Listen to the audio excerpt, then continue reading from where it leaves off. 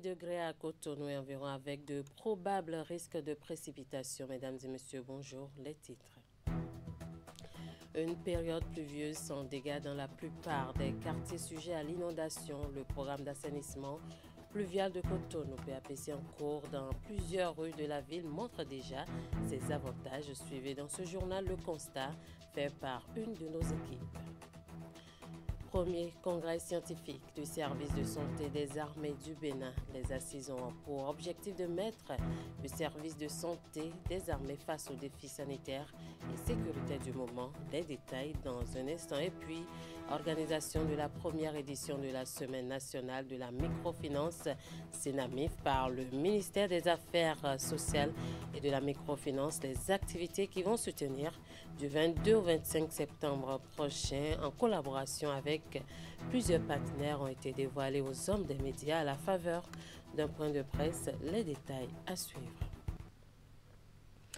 À nouveau, bonjour. Après les pluies de ces derniers jours, les populations de certains quartiers de Cotonou se réjouissent de constater que les endroits qui habituellement étaient submergés à la moindre précipitation ne le sont point. Le programme d'assainissement pluvial de Cotonou, PAPC en cours de mise en œuvre dans ces quartiers, produit déjà des résultats alors même que les travaux ne sont pas encore terminés. À Aïbatin-Bota, Vaudier, Barrière, Aglaé, Fidjrosset, pour ne citer que ces quartiers, le quotidien pour le moins pénible des populations est transformé grâce aux travaux d'aménagement.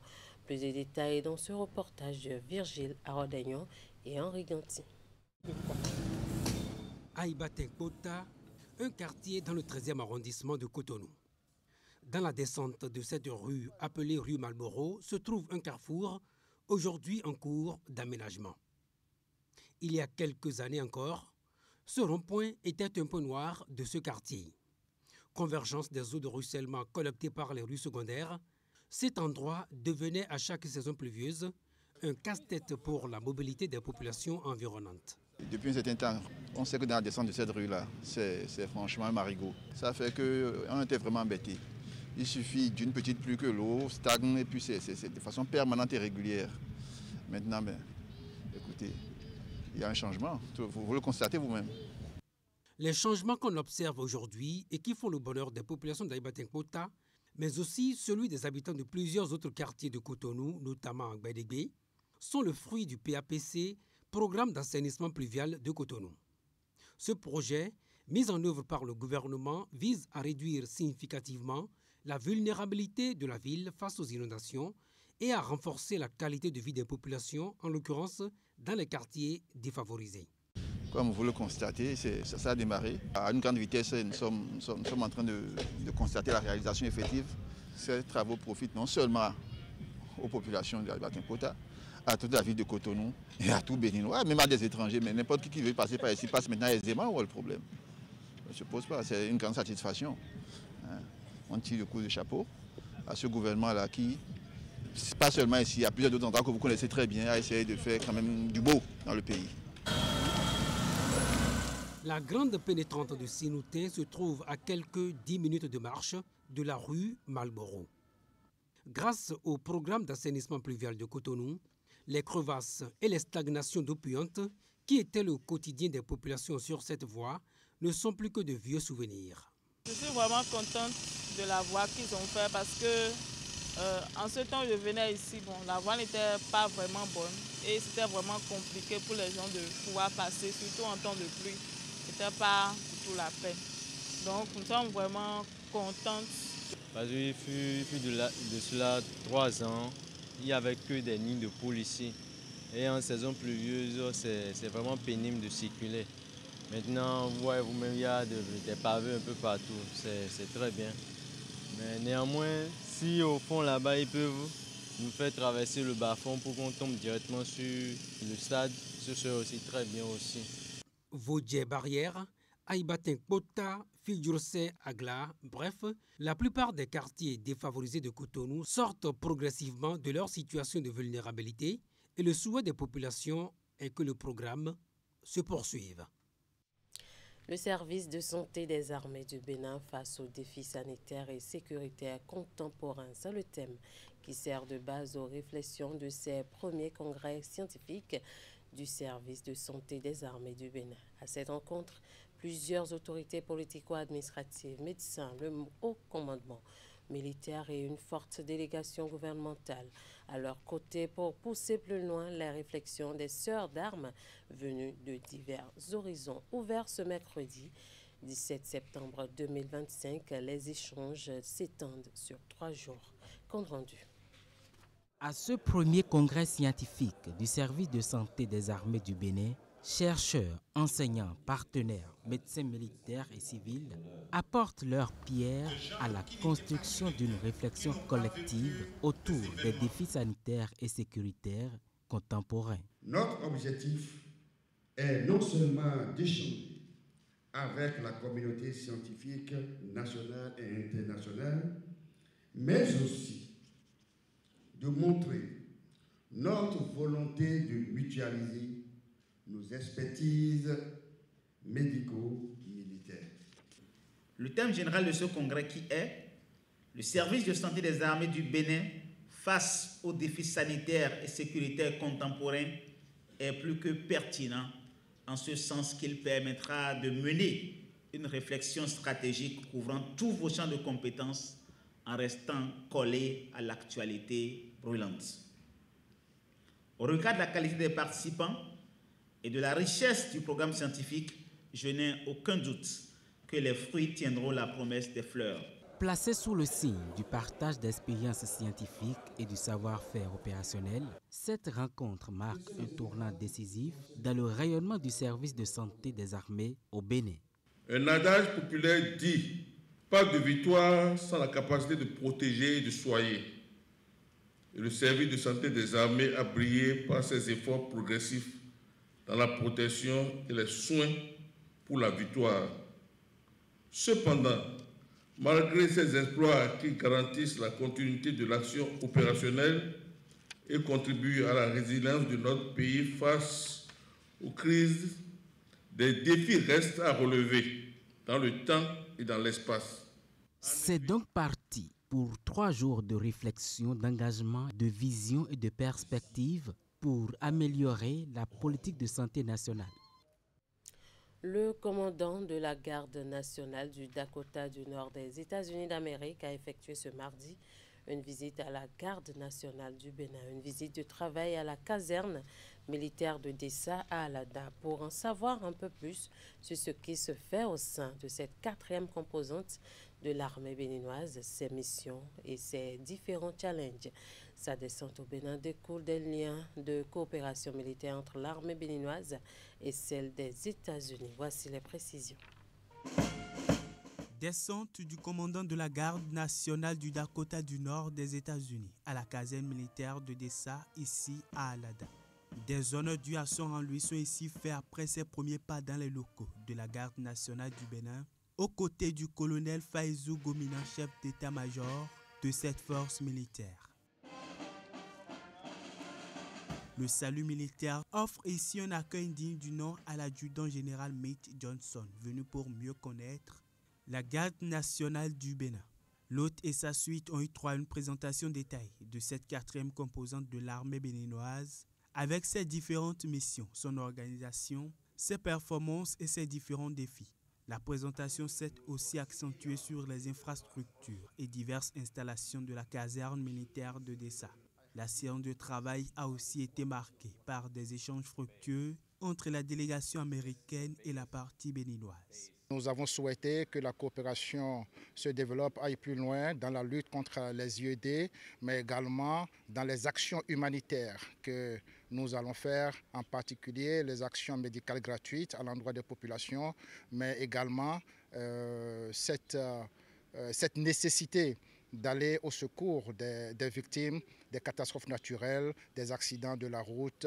Au thème des échanges, le commandant de la garde nationale du Dakota du Nord et sa suite ont eu droit à une visite guidée de la caserne militaire de Dessa.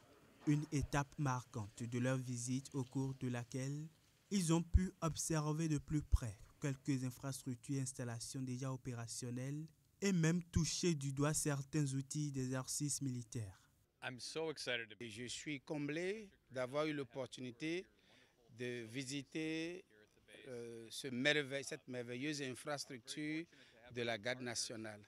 Nous sommes très heureux d'avoir beaucoup de partenaires et d'avoir le Bénin dans notre programme de partenariat d'État et nous voulons travailler avec le Bénin pour produire de bons résultats. La visite de l'adjudant général Mitch Johnson à la caserne militaire de Dessa s'est clôturée sur une note mémorable. Un présent lui est ici offert par le chef d'état-major de la garde nationale et lui aussi, à son tour, a laissé un cadeau à son homologue béninois. On parle éducation à présent. Les meilleurs lauréats au certificat d'études primaires, CEP et au brevet d'études du premier cycle, BEPC, pourront désormais poursuivre leurs études dans des établissements privés reconnus à l'échelle internationale. C'est une innovation de l'État formalisée à travers le décret numéro 2025-483 du 30 juillet 2025 portant conditions et modalités d'octroi des bourses de vie pour la formation des dits lauréats. Quels sont donc les points essentiels à retenir de cette réforme? La réponse dans ce récit que nous propose Hugues Vingbe. Selon la définition contenue dans l'article 5 du décret 2025-83 du 30 juillet 2025, la bourse de vie est une aide accordée par l'État à l'effet de garantir, au sein d'un établissement privé d'enseignement secondaire, la prise en charge de tous les besoins de subsistance et de bien-être de l'apprenant durant sa période de formation.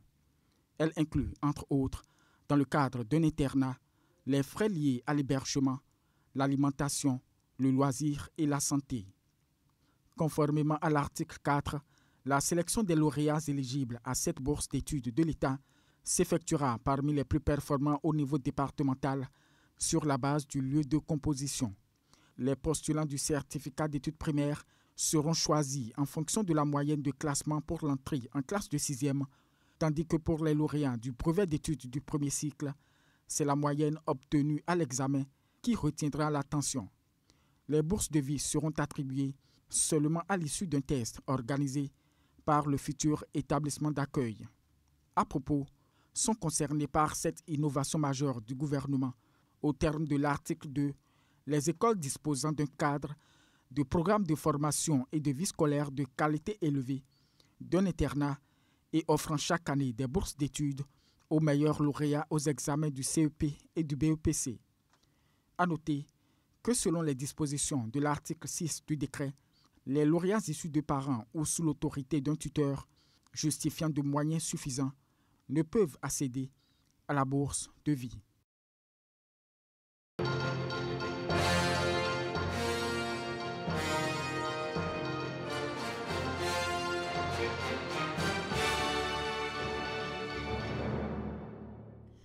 Le gouvernement du Bénin œuvre pour faciliter l'accès à l'identité à ses citoyens, ceci à travers la modernisation de la gestion de son état civil. Au nombre des initiatives qui traduisent cette volonté figure la célébration des journées dédiées à l'identité. Ces journées sont mises à profit pour déployer les équipes de l'ANIP sur le terrain en vue de procéder à la délivrance gratuite d'actes et documents aux populations. Démarré le samedi 13 septembre 2025, c'est ce 16 septembre que ces opérations foraines ont pris fin. À Natitango, à Djougou bien sûr, Abdou Sabi Dresso pour faire le point. C'est un spectacle peu ordinaire qui se joue ici au guichet unique de protection sociale de Djougou. Tout comme au CG1 de la ville et à Bas-Parapé, le même engouement est constaté. Des files d'attente et bousculades devant les services de l'Agence nationale d'identification des personnes, ANIP, déployés pour délivrer différents actes et documents aux usagers.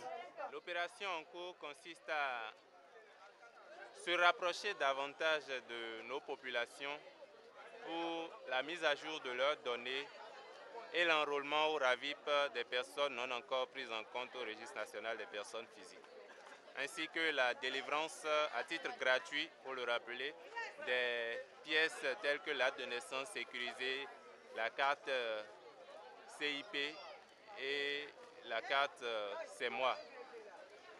À travers cette opération, le Bénin se fixe un objectif bien précis: garantir une identité légale à tous ses citoyens dès 2028.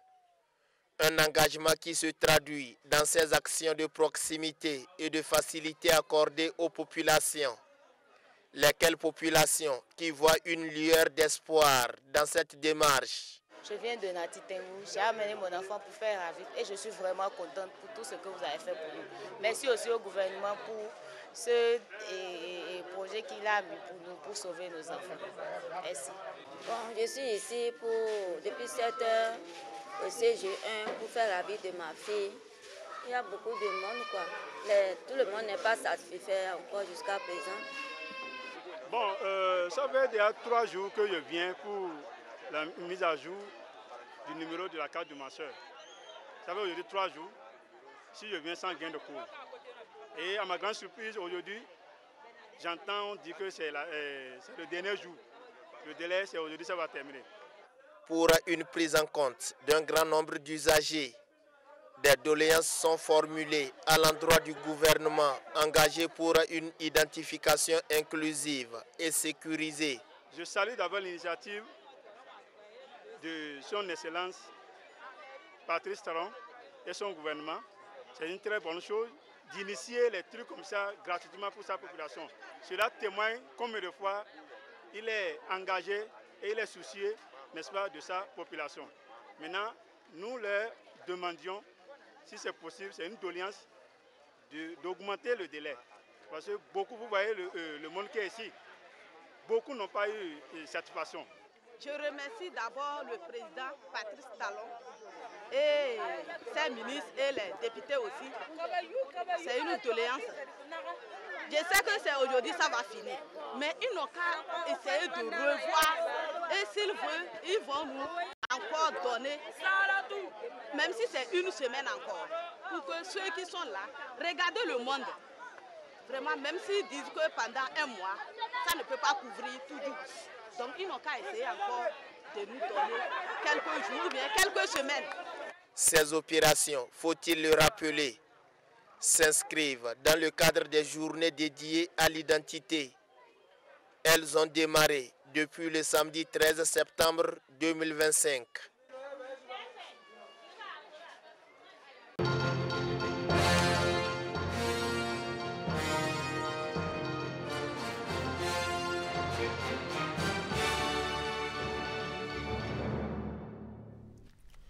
Je l'annonçais en titre, le ministère des Affaires sociales et de la microfinance organise du 22 au 25 septembre prochain, en collaboration avec ses partenaires, la première édition de la Semaine nationale de la microfinance Senamif, en prélude à l'événement qui porte sur le thème « La finance inclusive en Afrique ». Face aux défis climatiques et sécuritaires, les organisateurs ont animé un point de presse pour annoncer les couleurs et dévoiler les activités prévues durant ces 4 jours. La rencontre avec les hommes des médias s'est déroulée ce mercredi dans la salle de conférence du Fonds national de la microfinance à Vedoko. Voici le compte rendu de Ouliat Sanoussi et Elvis Tonoukoua. Près de 300 personnes venues d'une vingtaine de pays africains seront aux côtés des acteurs béninois de la microfinance pour faire de Cotonou, durant 4 jours, la capitale africaine de la finance inclusive. C'est à travers la première édition de la Semaine nationale de la microfinance Senamif qui démarre le lundi 22 septembre prochain. La Semaine nationale de la microfinance 2025, placée sous le thème « La finance inclusive en Afrique face aux défis climatiques et sécuritaires », sera l'occasion de réfléchir aux défis communs, d'échanger les meilleures pratiques et de développer des solutions innovantes au service des populations.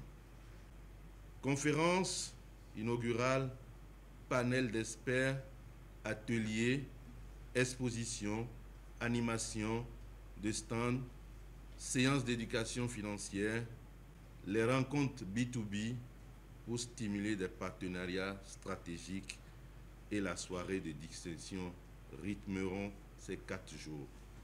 Au Bénin, la microfinance est un vecteur clé de réduction de la pauvreté. Elle facilite l'accès des femmes, des jeunes et des populations vulnérables au crédit, aux micro-épargnes et à ces services financiers sécurisés. Résultat, plus de 3,8 millions de clients bénéficient aujourd'hui des services des systèmes financiers décentralisés contre 16 millions en 2015. Avec un encours de crédit qui presque a triplé pour dépasser 263 milliards de francs CFA. Occasion pour les autorités de renouveler leur gratitude aux différents partenaires qui les accompagnent dans l'organisation de cet événement. Je profite de cette occasion pour lancer un appel à l'opinion publique, aux professionnels des médias, aux partenaires et aux investisseurs et à toutes les parties prenantes de se mobiliser avec nous pour faire de cette semaine un succès collectif.